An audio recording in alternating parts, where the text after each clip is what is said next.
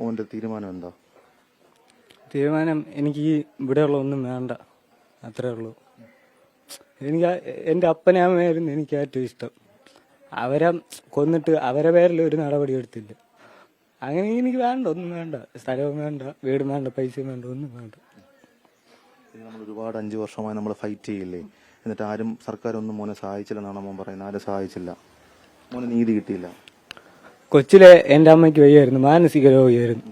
അപ്പോഴും പിള്ളേരെല്ലാവരും സ്കൂളിൽ കൊണ്ടുവന്ന് ഫുഡ് കഴിക്കുന്ന സമയം എൻ്റെ അമ്മയെ ഞാൻ കാണാൻ പോണ ഊളം പാറയിലാണ്.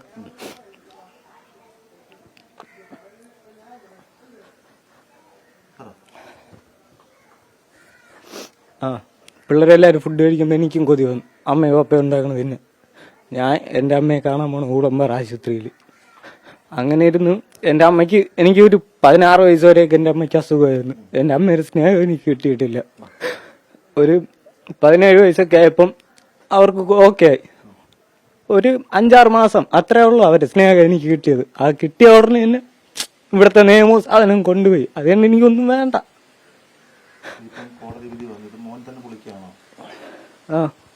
ഞാനല്ലേ ഇവിടെ അടയ്ക്കുക, അപ്പൊ ഞാൻ തന്നെ പൊളിച്ചു മാറ്റി കൊടുക്കുക.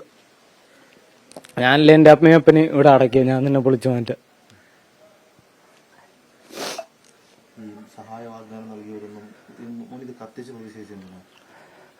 കത്തിച്ച് പ്രതിഷേധിച്ചെന്ന് വെച്ചാൽ ഇപ്പം എത്ര ജനങ്ങൾ ഇത് കേരളം മൊത്തം അറിഞ്ഞതാണ് നമ്മളെ സംഭവം.